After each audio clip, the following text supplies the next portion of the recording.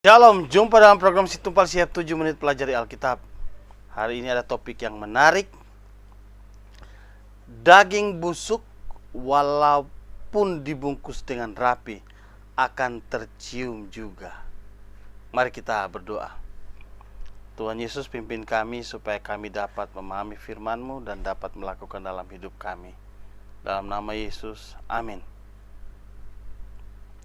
Itu pepatah lama yang mau mengatakan bahwa kebohongan, kejahatan, sesuatu yang tidak baik walaupun disembunyikan sebaik mungkin pasti akan ketahuan juga. Salah satunya adalah kebohongan. Kebohongan walaupun disimpan dengan baik akan ketahuan juga. Kebohongan itu kalau kita baca di Alkitab, Yohanes 8 ayat 44, iblislah yang menjadi bapamu dan kamu ingin melakukan keinginan-keinginan bapamu. Ia adalah pembunuh manusia sejak semula dan tidak hidup dalam kebenaran. Sebab di dalam dia tidak ada kebenaran. Apabila ia berkata dusta, ia berkata atas kehendaknya sendiri, sebab ia adalah pendusta dan bapa segala dusta. Bapa segala dusta, bapa segala kebohongan. Teks ini memang menjelaskan tentang bagaimana orang Yahudi tidak mau menerima Yesus. Dan Yesus secara terang-terangan menjelaskan tentang dia.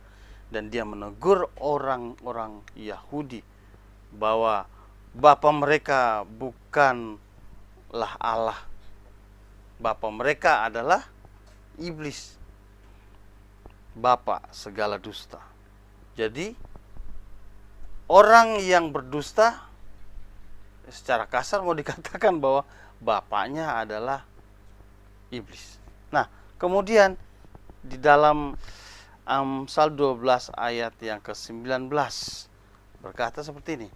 Bibir yang mengatakan kebenaran tetap untuk selama-lamanya, tetapi lidah dusta hanya untuk sekejap mata.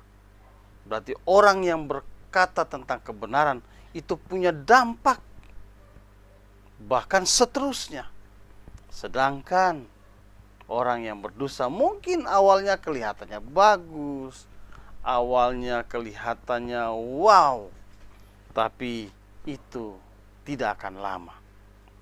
Kemudian Amsal 19 ayat 5. Saksi dusta tidak akan luput dari hukuman. Orang yang menyembur-nyemburkan kebohongan tidak akan terhindar. Siapapun kita yang berdusta tidak akan lepas dari hukuman. Siapapun yang menebarkan kebohongan, dia tidak akan terhindar. Nah, inilah beberapa ayat mengenai kebohongan dan akibatnya. Dan ingat, dusta atau kebohongan itu berasal dari si jahat, berasal dari iblis. Karena itu sebagai orang percaya seharusnya kita hidup di dalam kejujuran, terus berusaha untuk melawan kebohongan. Kebohongan atau dusta, dia hanya sementara saja mungkin menikmati hasil kebohongannya. Namun itu hanya sementara. Dan kebohongan itu tidak akan terhindar dari hukuman. Nah, pada program Situmpal yang lalu saya sudah membahas tentang Ustadz Kainama yang katanya dia adalah ahli tafsir Alkitab dan juga ahli dalam bahasa asli Alkitab, yaitu bahasa Ibrani dan Yunani. Dan saya telah membuktikan juga bahwa ternyata tidak seperti yang dia katakan. Bagi saya beliau adalah seorang pembohong. Nah, dalam promosi dari Ayah Sofi atau Mualaf Center, mereka mengatakan bahwa Ustadz Kainama ini dulunya adalah pendeta dan S1-nya itu, sarjananya itu dia lulusan dari STT Jakarta, STT yang tertua di Indonesia. Kemudian dia S2-nya itu dari Leiden Universiteit Belanda, dan S3-nya adalah dari Tanakh Biblical Studies, Holy Scriptural Biblical Studies, Haifa, Israel. Wah, luar biasa. Namun ternyata klarifikasi dari STT Jakarta bahwa tidak ada lulusan yang bernama Agustinus Christoffel Kainama di STT Jakarta. Konfirmasi dari buletin atau majalah dari STT Jakarta ini.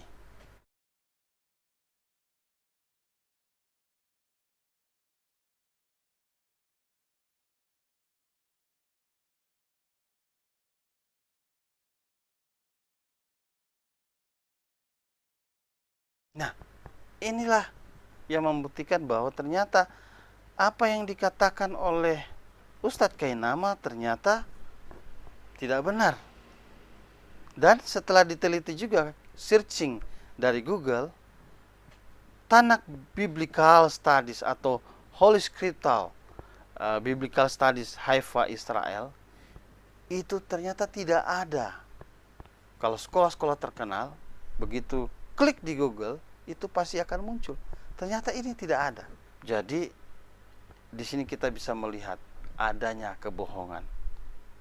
Dan seperti apa kata firman Tuhan, bahwa kebohongan itu pasti akan terungkap. Dan sesuai juga dengan pepatah tadi, daging busuk serapat-rapatnya disimpan, pasti akan tercium juga bau busuknya.